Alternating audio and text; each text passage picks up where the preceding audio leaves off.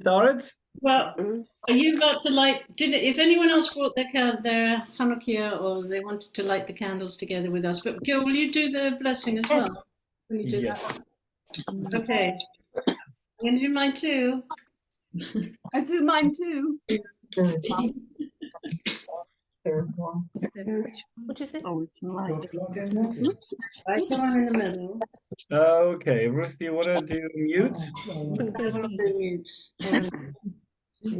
Do your magic, Ruth. Yeah. Just unmute yourself. Right? Okay. I think I did. ברוך אתה השם אלוקינו מלך העולם אשר קידשנו במצוותיו וציוונו להדליק נר של חנוכה. אמן.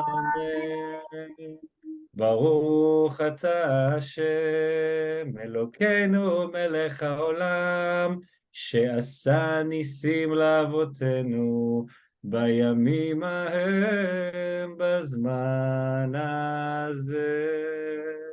אמן.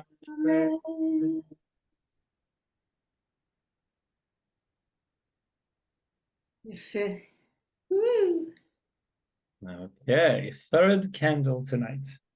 It's my mom's birthday today. Is it? Oh, Yes, third candle of Hanukkah. Yes. lovely. So, well, it's lovely to be with you guys. It's a real privilege. The whole thing this evening, well, evening here in Israel, I really wanted to dedicate it to miracles, to talk about miracles, what we call in Hebrew nes. Because when we light the Chanukiah, the Hanukkah menorah, when we light it, we really need to put it outside, okay? To place it outside when we're in a place that people can actually see. You don't light it and put it on your, let's say, in the living room or in the kitchen, like where it's like, protected and inside and you don't quite sit around it. It needs to be outside deliberately because we want people to see it and think and remember the miracle of Hanukkah. The miracle of Hanukkah was, you all probably know, the miracle of Hanukkah was that 2,200 years ago, when the Greeks went into the temple and defiled and impured, they spilled all the oil and they used it for idol worshiping.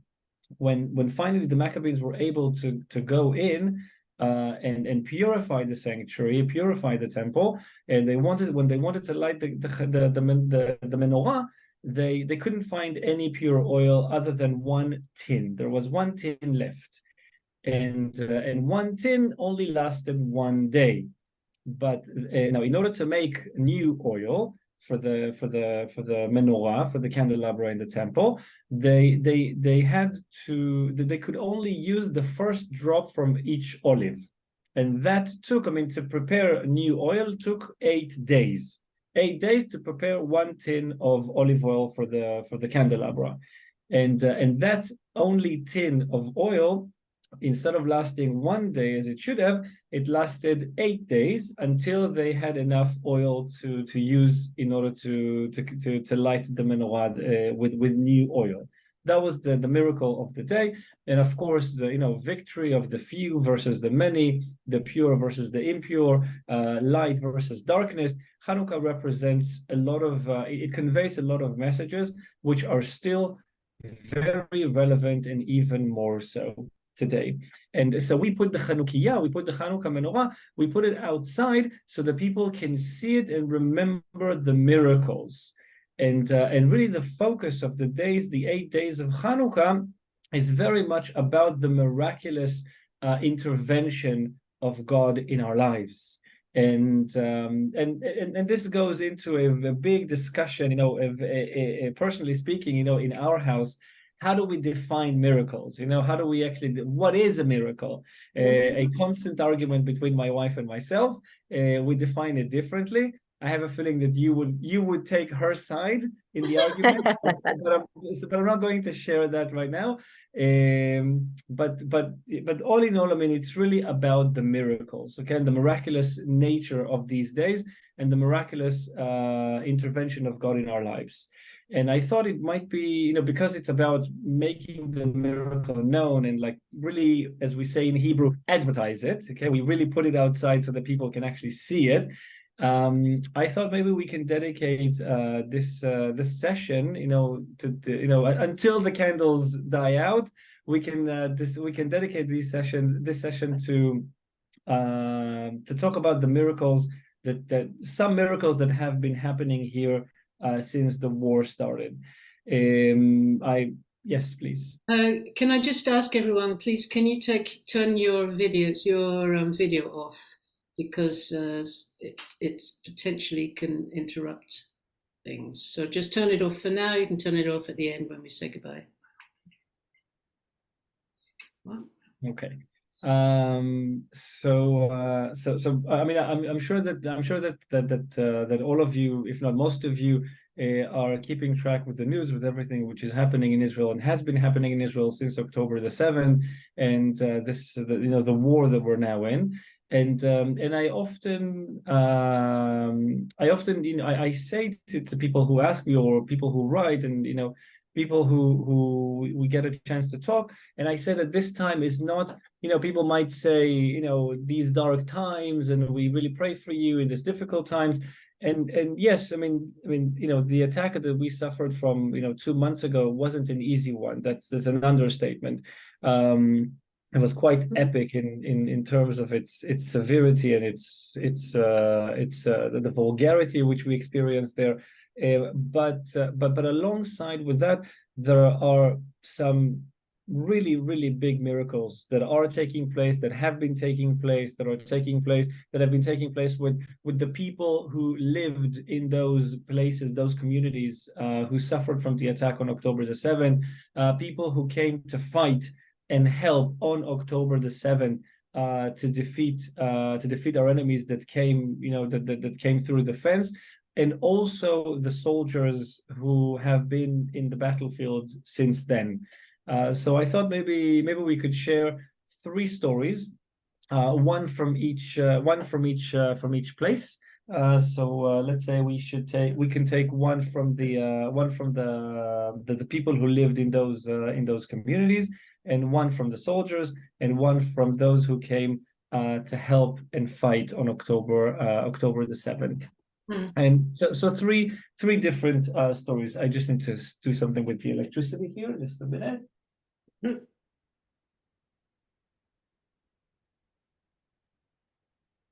Good. So let's start with a story of a lady who lives in one of the kibbutzim. You probably heard of a kibbutz called Be'eri. Kibbutz Be'eri suffered from really, I mean, the worst kind of an attack. I mean, it was very, very violent. The terrorists who came into Be'eri, it wasn't about necessarily kidnapping people. It was really about taking lives of Jews who lived there. It was about burning everything, really destroying the place to the ground. And one of the ladies who survived the attack, she said, I mean, there's a whole video of her speaking, and she said that when the attack started on October the 7th, of course she was home and she was alone. It was 6:30 in the morning. It was Shabbat, and also a holy convocation. It was the 8th day of the Feast of Tabernacles. And she was home, lying in bed, and she started to get all those messages, WhatsApp messages from her neighbors. Of course, she could hear the sirens, and she got messages from her neighbors saying that the terrorists are already inside the kibbutz. I mean, it's not something which is happening, behind the fence. These aren't just rockets. Like it's not like a normal day. They're actually here inside the kibbutz.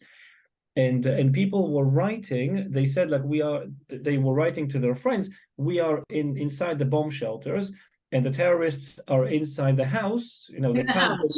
Yeah, I mean, they're in the house. Yeah, the bomb shelter is inside the house. It's a room inside the house we are inside the bomb shelter, which is a room inside the house, and the terrorists are inside the house, outside the bomb shelter, walking around, breaking stuff, and most of them were also writing that the terrorists have started to burn their houses, hoping that the smoke and the heat would basically make those hiding in the bomb shelters just jump outside from the window, and then they'll be able to kill them. That's how they wanted to make them come outside. And this lady said that her entire street, all the houses on her street, and we can see that in the video, she's saying in front of the camera that all the houses on her street are burned to the ground. And all of her neighbors have written the same thing, that there's a big fire going on, and it was before the terrorists came to her house. And she said, I thought to myself, if I stay in the bomb shelter, then it'll be just the same. So she said, so she decided to hide in her bedroom closet, and keep the bomb shelter door open, so that when the terrorists come in, they'll think that nobody's home, and they might maybe even use her house for something, but they won't burn it, and they won't kill her. So she hid inside the bedroom closet. Very simple closet. I mean, really, the simplest one that you can imagine.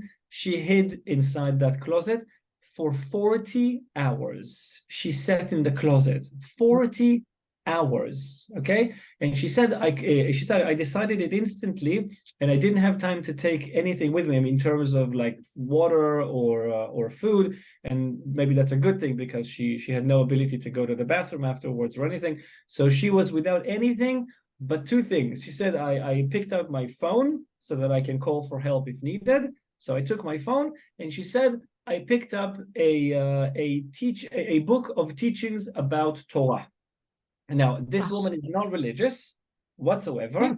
Okay, I mean, most of the people living in those areas are totally not religious. They would define themselves maybe as agnostic, but definitely not close to Jewish tradition. Yet she did have that sort of book, of like a Torah book, teachings about the portions and all of that.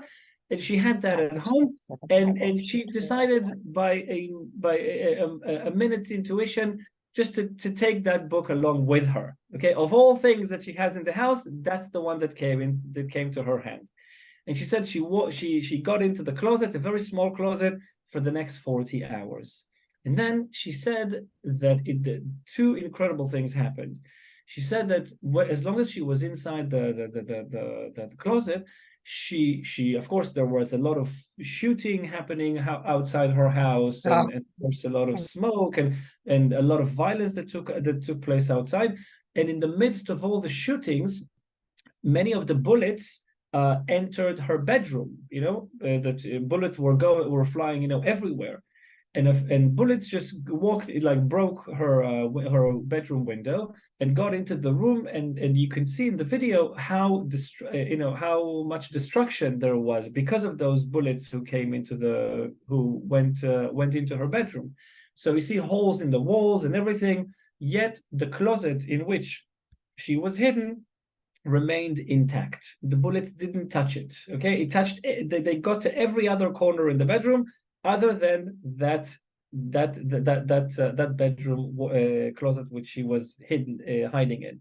So that's one thing she said. She said another thing was that she opened that book that she took with her, and she said, of course, it was very dark inside the closet, and she didn't want to use her phone battery because she didn't know how long she was going to be there. And she said that once she opened the Torah book, she said that light came out from the book.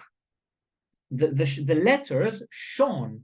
There was light coming out from the book, and she said that all she could feel as she was experiencing that, all she could feel was this unknown and irrational sense of peace, complete peace. She's hidden in a closet, in a bedroom closet, in the dark, for many hours.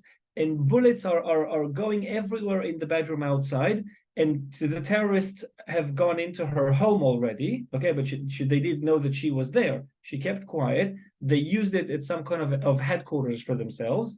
and all she could feel was this irrational sense of peace, something which she couldn't explain, but the letters shone at her. She was able to see them. She was able to read in the dark, and she felt God's protection in a very tangible way. In a very tangible, she said, I could feel him sitting with me in the closet. And she said, all I prayed in my heart, and I said, she said, if you want to take me, I agree. I mean, I'm not arguing with that. I'm ready. She said that sense of peace only gave me the will to continue experiencing it. And that's why she stayed there 40 hours and she didn't write to anybody that she was there. She said, I was in some kind of a bubble inside that bedroom closet, not wanting to get out, not wanting for it to stop. She said, I could feel him tangibly sitting with me in that bedroom closet. And that came from a woman who doesn't practice religion, who wouldn't define herself as someone who lives by faith necessarily or anything like that. It was just God's hand, God's intervention, and very much his miracle protecting her, providing her safety in the middle of the battle zone. And all the houses on her street, all of them got burned to the ground, but not hers. And she said, I could feel him with me. I could really feel him sitting there with me. Wow. And that's a story that really touched me, from all the stories that we've heard from civilians who suffered from the attack. That's really the one that really touched me the most. The ability to sense him and to see his light in the dark, coming from his word, that really overwhelmed me. That's fantastic. That's one story that I wanted to share. And another story from the same day, of people who, that it took time until the soldiers were able to get to the south and actually fight back and understand what was actually going on. And it wasn't all so very organized. I mean, we were caught off guard.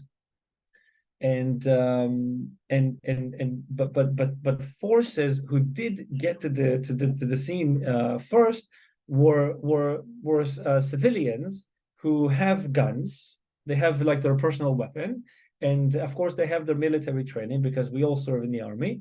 And so many of the people who live in the south, they came immediately when they heard that something was going on, in those kibbutzim. So two friends, living from a nearby town, a bit north from where everything happened, they decided that they're going to go and see if there's anything that they can do. They didn't know what they were going into. They didn't know. Nobody understood how big the event was. We're talking about 3,000 terrorists, flooding the entire area. Nobody could understand what was going on. But those two friends decided that they're going to try and help. Those two friends are completely, they said, we are completely, or we were not. They were not religious at all. I mean, it was to the extent of them saying about themselves that 2 weeks before, on Day of Atonement, when we all fast and we go to the synagogue and we dedicate the day for prayers and services and asking forgiveness, they had a barbecue. At home. I mean, that's really, really extreme. Yes. And those two friends, they said, like we are like the furthest, from any kind of religious practice that you can imagine.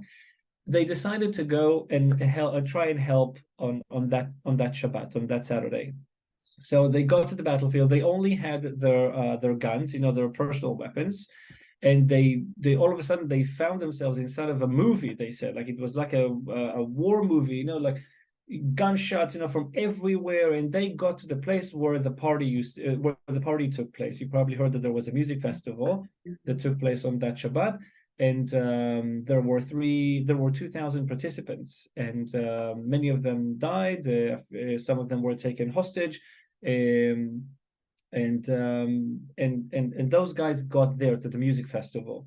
And they said they saw all these people running, and like you couldn't really tell the difference who is the terrorist and who is not, and everything was very chaotic. And so they tried to to understand what was going on, to really understand the situation. And they started using their guns, and try to make the terrorists run away. But they didn't understand the numbers and how much outnumbered they were. They were two of them, and they said, we must stick together. Like, we're not going to leave one another, and we're going to fight together. And if needed, we're going to die together. But we're not leaving one another.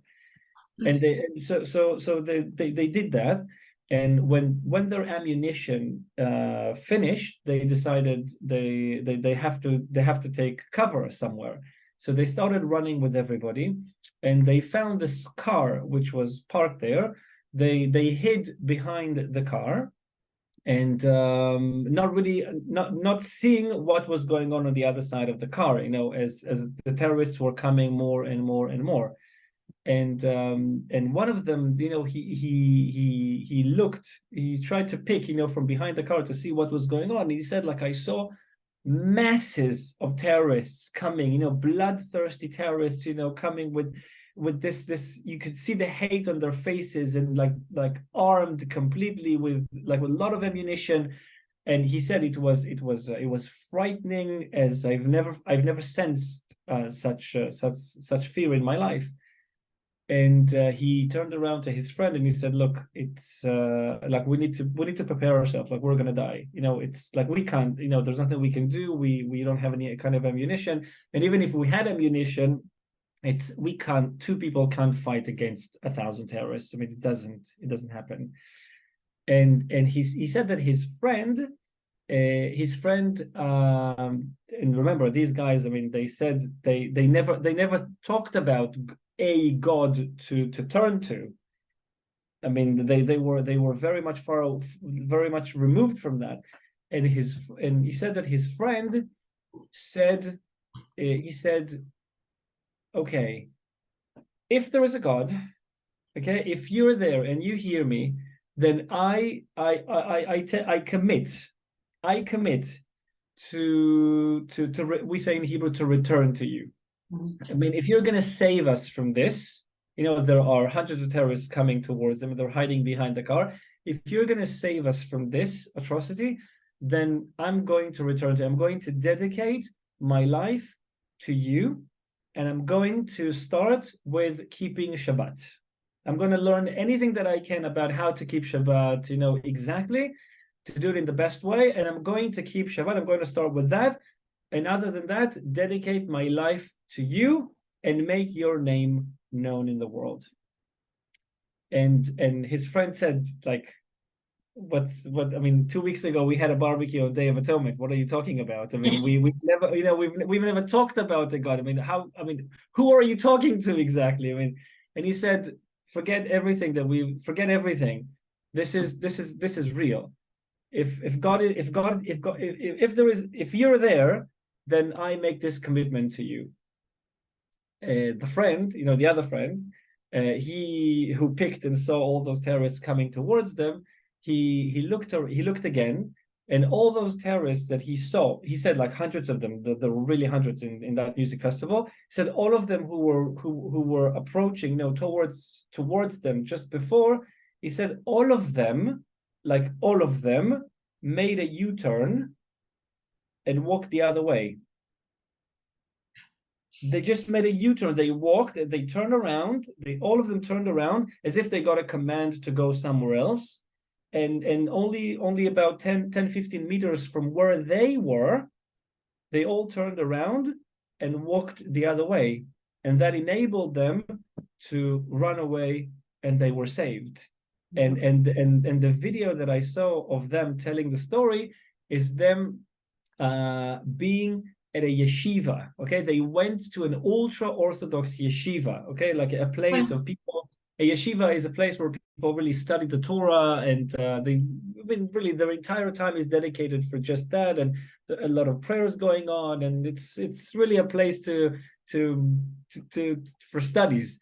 And they went to, and they sat with all those yeshiva boys, okay, who are studying Torah from morning till evening, and those guys, with the tattoos on them, and like look completely removed from anything, with about Judaism, and they were standing there and telling those yeshiva boys, they were invited by the leaders of the yeshiva to tell the boys the story, and they said, we are completely changed. Now, that's it. The life that we had before, it's not the life that we're going to have from now on. We made a commitment, and we're going to do that commitment. They told the story 5 weeks after they were saved from the attack, and they said it's the 5th Shabbat, it's the 5th Saturday, Sabbath day that we've been keeping since the attack happened.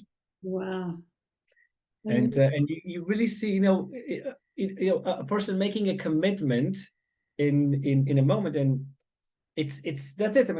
You're really very much in a corner. You make a commitment and you dedicate something, and then you see all this army of terrorists, making a U-turn, walking the other way. And the friend who was doubtful, he says, I'm still processing what happened on that day. I can't believe. He said, I don't know where he brought it from. The idea to make a commitment. He said it wasn't even in my mind. To do that. What was on my mind is to call my wife and children, say goodbye, and that's it.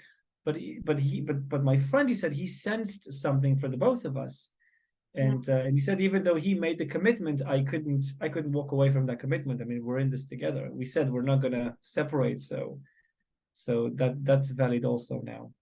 Awesome. Yeah. What a story. Yeah, it's really beautiful. Yeah.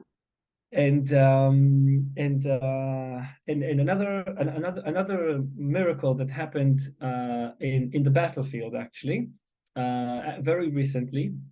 That when the soldiers go into Gaza, it's a combination of a lot of forces. Okay, so there is the Air Force, there is the Navy, there are the tanks, there are the troops, there is the intelligence, there is combat engineering. It's a combination of a lot of forces at the same time. And a week ago, a platoon of soldiers, of troops, had to go in, and whenever soldiers go in by foot, they need to be escorted with 4 tanks. Okay, so a tank in the front, a tank in the back, and 2 tanks from the side to protect them as they get to the point where they actually need to do their work. And all the soldiers were there ready to go, but 3 of the tanks were broken. They couldn't start. There was an engine problem. Okay, with 3 out of 4 tanks, okay, they couldn't go in. And the commander in the field, he didn't know. Well, he knew that it would be highly dangerous to lead the soldiers without 4 tanks, protecting them. That could lead to a disaster. But there wasn't an option of not going in, because there were other soldiers waiting for them inside. To finish. They already started the task, and this next force had to be there in order to continue. There wasn't an option not to go in, and he was very nervous. He didn't know what to do. 3 out of 4 tanks. That's a lot, and the commander is saying, I didn't know who to turn. It's Gaza. It's the battlefield. Our engineers are way back. It's not something that I don't have anybody. Other than the people there who have very little equipment, I don't have anybody to turn to. And he said, I was too nervous, and I knew that I had to lead them into the battlefield in minutes. And he said, I saw a soldier there who had a kippah on his head. Okay, clearly he was religious, like a believer. And he said, other than asking him to pray, I didn't know what else to do. And he said, I took him and I said, look, I don't know your name. I don't know who you are. I don't know where you're from. I don't know anything about you, but I can see that you're a believer. So I ask you to pray, because other than that, we have nothing. We have nothing that can make these 3. We have nothing to make these 3 tanks work. So either you pray or we're gonna have to go in like this. And the guy the guy didn't know exactly what what to say back. And the commander didn't tell him that the problem was 3 tanks broken, because he didn't want to make him nervous, and he didn't want him to speak about it with his friends, and everybody would be nervous. So he didn't say what the problem was. He said, like, I need you to pray. We have a certain issue we need to solve just before going into the battlefield. If you could help us with that, please do, because I don't quite know how to solve the problem. Wow. And so the guy started praying. Okay, and usually when we pray, we start with the Psalms. I mean, we take the Psalms, we read from the Psalms. The Psalms have something. It's like a key. It's a key that opens this chest inside, and then something opens up. You all must know this. There's something very, very, very spiritual. It really depicts. King David really depicted situations in life and really gave us ways to pray about that. So he said, I started to read from the Psalms, just as I would usually do. And he said, like, I didn't even know what sort of problem I'm praying, to be solved. But I said, like, God would need, please, God, save us. Hosanna, save us. And the commander came back 10 minutes later.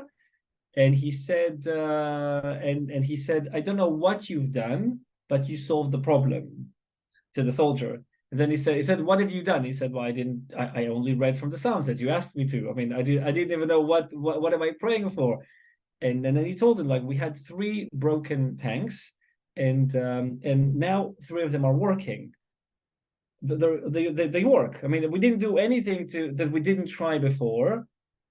The tanks are working. Okay, so they didn't work before, now they are, and only thanks to that they could actually go and finish the task and save their friends inside, who were waiting for this new force to come.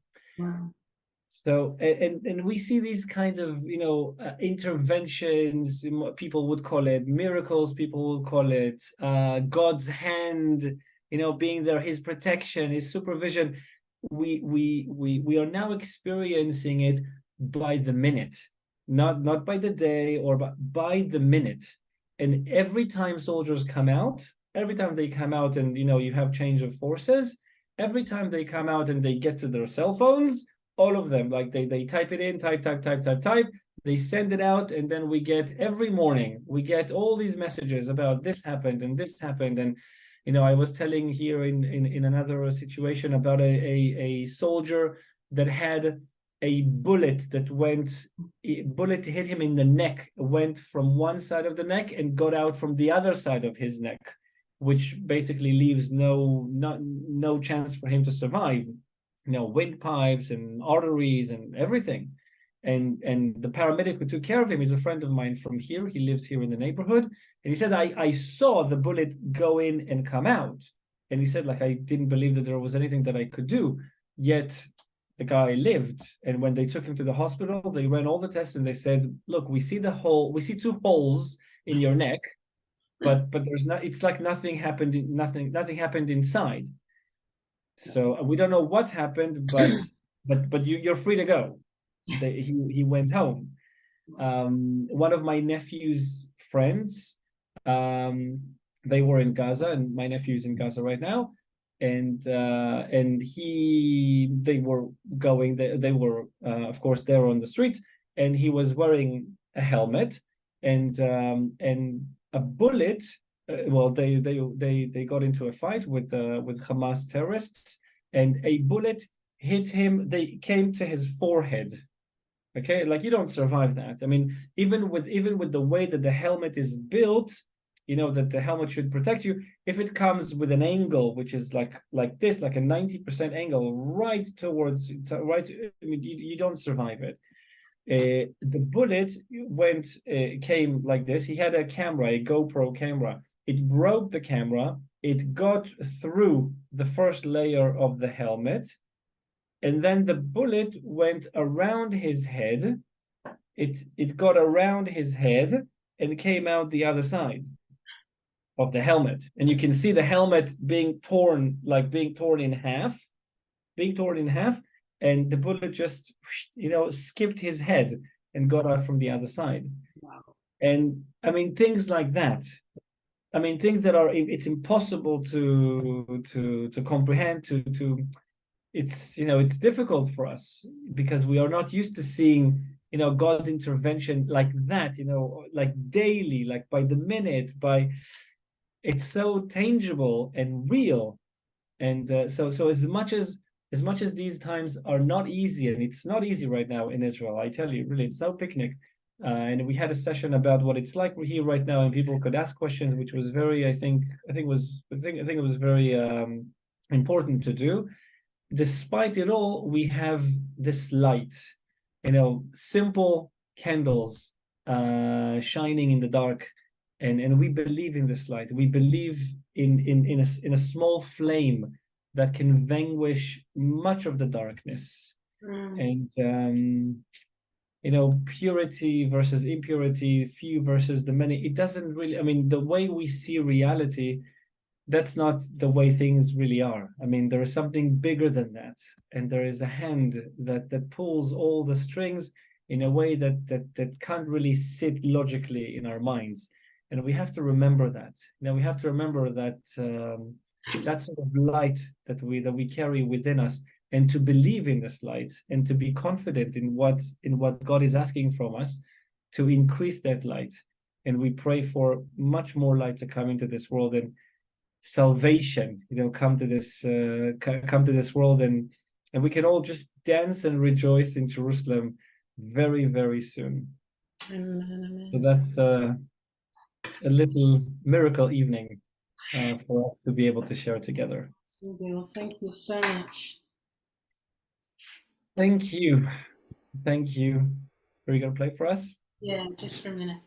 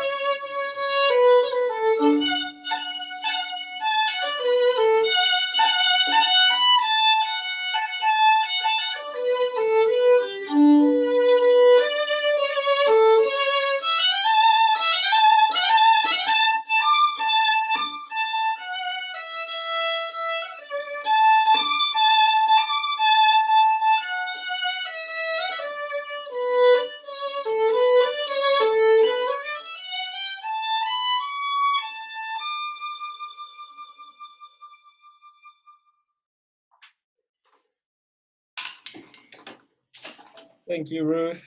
Thank you, Ruth. Thank Thank you. you, Gil. Guys, Thank you. Hanukkah Thank you. Sameach. Happy Hanukkah. Thank you. Thank Beautiful. Thank you. Guys, Thank very you, much Gil. for being with us. Thank you. That was lovely. Lovely. Thank you, Gil. Thank you so Thank much. you. Thank you so much. Praise the Lord. More prayers. Thank you. Hanukkah Sameach. So lovely to see you. Lovely to see you. Awesome. Just wonderful evening. Bless you. Thank you. Thank you for doing this. It's wonderful. Thank you so much. Our pleasure. Thank you. How are you? Hello. Thank you. Thank you, Ruth. Thank you so much. Thank you, Ruth. Thanks all for coming in. Wonderful. Bless you. Okay, we'll do it again. We'll do it. We serve a miracle. Thank you, Ruth. Love you all. Thank you. Thank you. So bye. Bye. Bye. Bye. Bye. Bye. Bye, everyone. Bye.